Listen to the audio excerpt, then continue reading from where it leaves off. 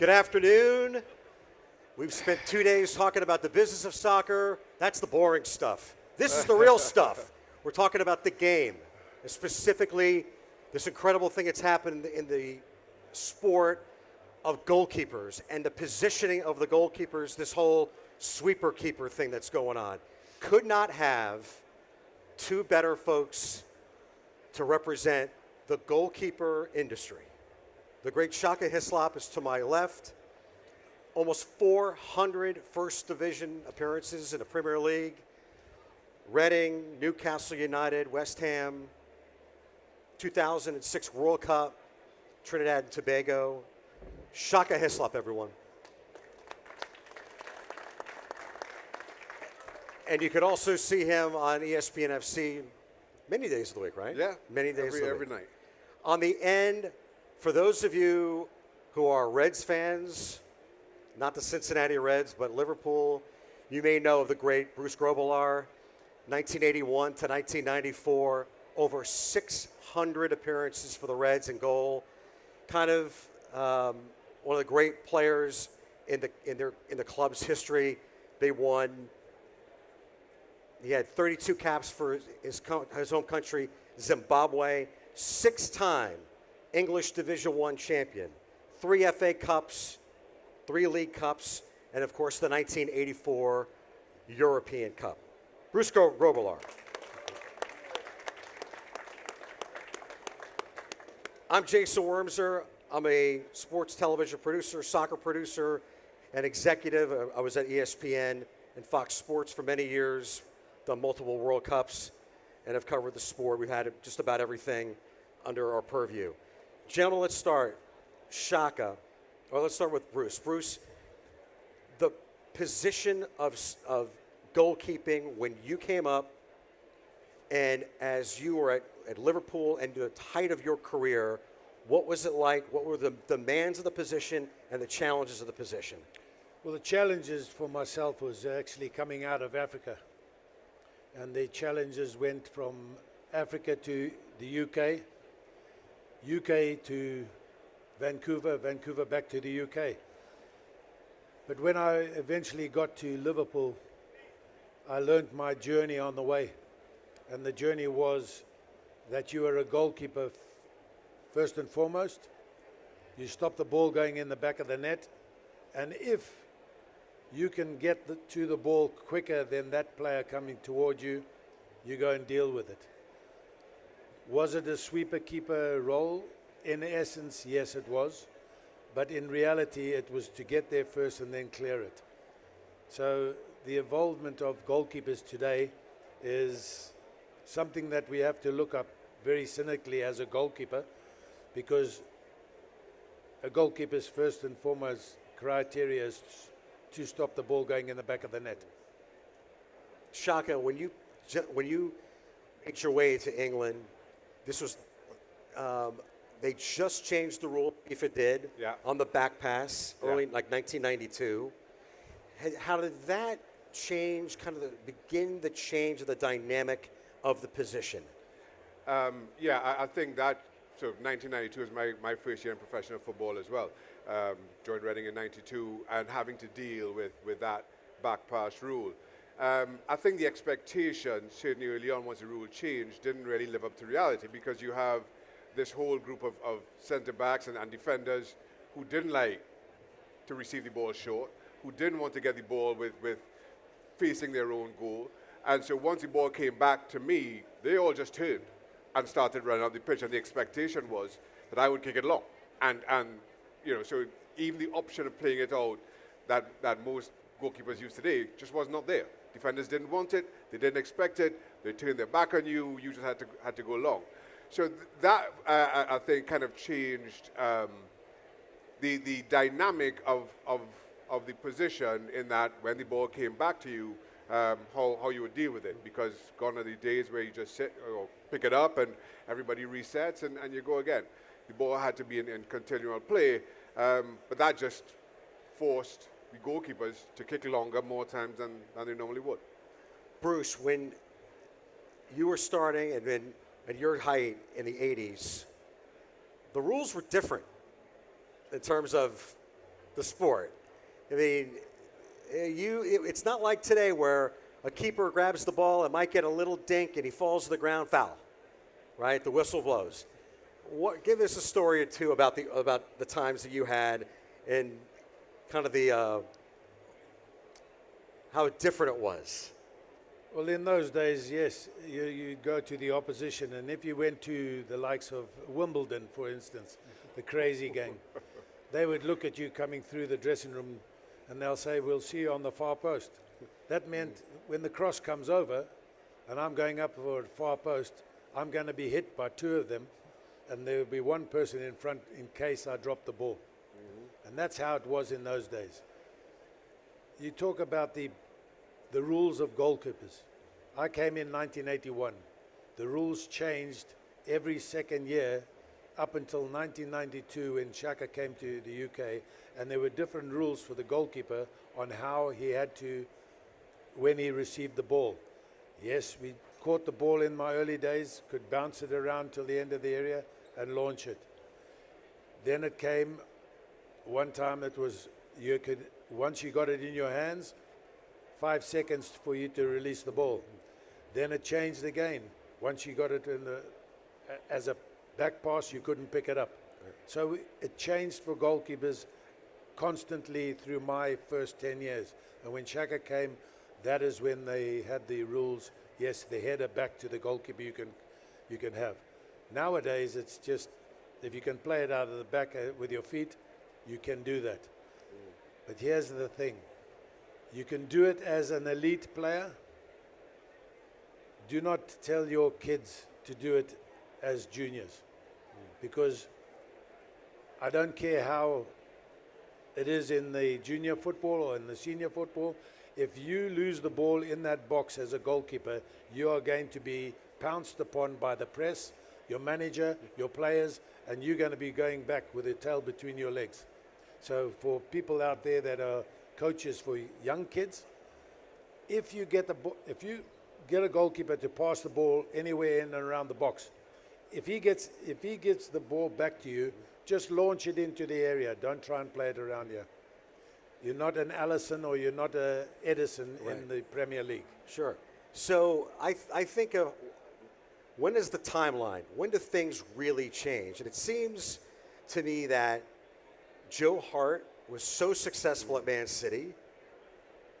He's a Premier League winner, played on the national team. Here comes Pep Guardiola, rolls into town and says, Joe, thank you. You can go over here. Yeah. Did it basically ruined his career? And I think it did. Well, I wouldn't say it ruined his career. I think Joe Hart before that had an outstanding career to boast on and continue to stand on, still playing with Glasgow Celtic. I think it certainly changed how he was perceived at that level of the game and had to take a huge step back. But at the same time, remember, Pep didn't get that right straight away. Right. His first goalkeeper signing after Joe Hart was Claudio Bravo, right, who he worked with at Barcelona and was building out to the back. But then the pace of the English game, Claudio Bravo just simply didn't adjust to. So even though trying to do some of the similar things, same things that he was doing at Barcelona, he couldn't do in the Premier League just because of the pace of the game. And then came Edison, and everything just kind of clicked in terms of who would be Pep's long-term goalkeeper. So to Bruce's point, that playing out of the back, especially the way that Pep wants it, it's a very specialist art that not everyone can do. Edison is the best at it. I think he's the best at it because of his passing range. He has a passing range that I don't think any other goalkeeper in the league has. He's not the shot stopper that an Allison is, or some of the other Courtois. He's not the shots. And if you look at his statistics, he's not. But he's the perfect fit for what Pep wants to play. And I think the benefit to that, and again, because of his passing range, and you see this with other teams who try to pass the ball out to the back, if you press City too high up the park, he would just drill a 60-yard ball over the top of you. So you cannot press with all 10 outfield players against Man City. You could do that against most other teams in the league because other goalkeepers don't have that passing range. So more and more you're seeing teams getting themselves in trouble. And for all the kind of evolution and the talk about City and Pep and Edison, again, that is a one-off, that's a unique situation. And maybe Bruce and I are old school, but to Bruce's point, I believe that goalkeepers are still judged by how many goals they concede. And while we could talk about how good they are with their feet and their passing range and everything else, ultimately it's how many get by you that makes or breaks you. You know, Bruce, you've seen at Liverpool the change in dynamic with the way Klopp plays, and he's on the front foot. He's the forward press, constantly pressing. Did you notice it took a little bit of time for Klopp to get his ideas across from the back to the front with the goalkeeper, or is this just like, because it's a complete transformation from other managers they've had in the past? Listen, we've had some goalkeepers that have actually been hung out to dry. We had a goalkeeper there. He played a game in the European Cup. We lost to Carriers, Right? Yeah. Carriers, Yeah. and they hung him out to dry. For me, that was a bad thing to do. Okay, he went on to go to Turkey and play in Turkey. He's come back, and he's now with Newcastle Right. as their number 2 or number 3. Now, for a young lad like that, what I think that they should have done is put his arm around him and just gave him the backing of the club. But what they did is they took him out, brought Allison in, and then his head just went. So he left and came back. For me, Klopp is the greatest manager that we in the league today, I think. I'm biased because I'm a Liverpool fan. He's a charismatic manager, and he knows what he wanted. He got a goalkeeping coach one goalkeeping coach there from Tranmere, brilliant man, but Allison asked for his old goalkeeper coach, Taffarel, to come in, so now they've got Taffarel, which made him the best goalkeeper in the world. For me, Alisson Becker is the best of his angles, probably the second best with his feet to Edison in the world. So we are quite blessed. We've got Keller as a number 2, but our saving grace at Liverpool is Adrian. Yeah. Adrian is a goalkeeper that was looking for a third division team in Spain, and Liverpool called him up and asked him if he'd like to come as number 2. He came, and he has just been a sensation with the youngsters and the other people from South America. He looks after them like a professional should do. He's like a father figure, and he helps them out in every way that he can. And he's just a sensation there at Liverpool. And that's down to goalkeepers. So, y'all watch soccer every weekend, whatever the league it is. You probably go on the YouTube or the Twitter, and you see gaffes every week, right? You can't go a week without a goalkeeper getting the ball, trying to hit it out to his teammate, and the ball goes to the other team, and the ball's in the back of the net. Or he tries to hit a long one, and the offensive player is in his face, puts his foot in there, the ball's in the back of the net. My question to you guys, I'll ask you first, Shaka, is managers are now on this whole high press, progressive football, keep the ball, all this stuff. When are we going to see managers zigging instead of zagging and going back to an older style of football to protect their goalkeeper and to protect their back four? I think that's coming, to your point, Jason. I think while we try to focus on building the ball out to the back and the high pressure, I think as teams kind of get used to that and are able to play out of that pressure, and you get to realize some of the risks, and maybe the reward doesn't merit the risk that you take with the goalkeeper overplaying. That will change. I'm convinced that will change. or at least it will ease off. It may not go back to my day or Bruce's day where we just kicked it along every single time, but there will come a time where the risk just isn't worth the reward. And I think that's coming. And again, and Bruce mentioned it, especially young goalkeepers. And the difficulty, it's easy enough for Bruce and I, and you talk about gaffes, when we were playing, to make mistakes. And we know that it's a part of the game. We've been there long enough, we made enough mistakes to know that another one is coming. That's all right, we'll deal with it when it does. But for young goalkeepers, that can make or break their mentality, their psychology early on. I was speaking to someone yesterday who introduced himself to me, said his son was a goalkeeper, and I said, oh, you've got the hardest job.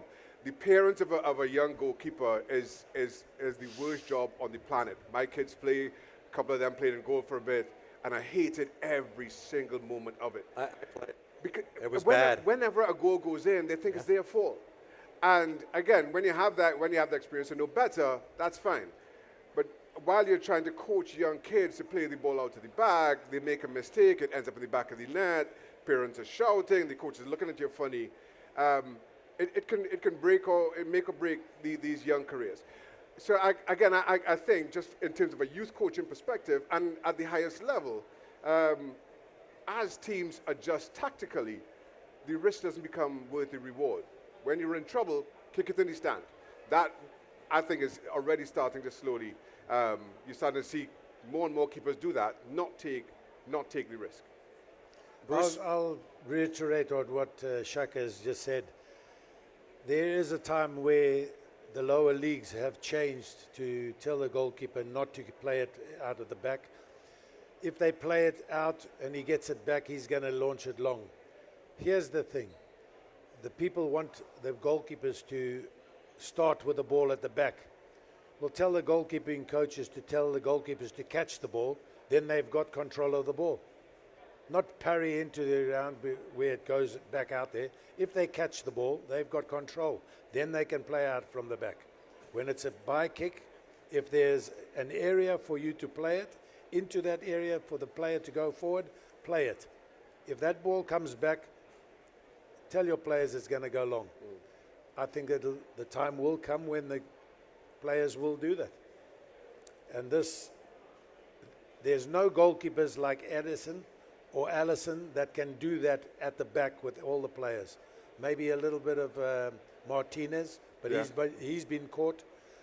Saar, he's been caught. The only ones that haven't really been caught is Edison 3 years ago. Yeah. Up until now, he's never lost the ball in there. Like, I think when I look back on this whole revolution of the position, I think of Manuel Neuer at Bayern Munich, Yeah. right?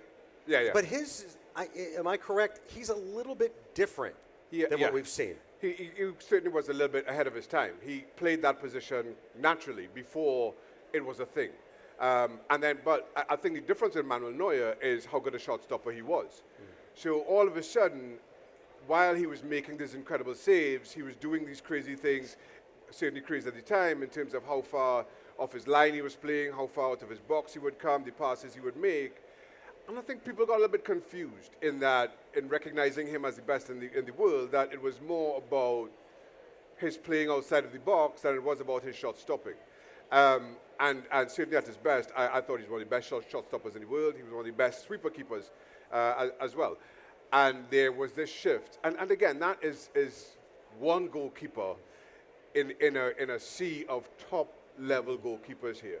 We can't ask every 8 or 9-year-old the world over to try to do that. It's kind of silly and will get people in more and more trouble. Manuel Neuer. Manuel Neuer, one of the best goalkeepers that's ever played this game. But then you can go through the league. You get Oblak, you got Donnarumma.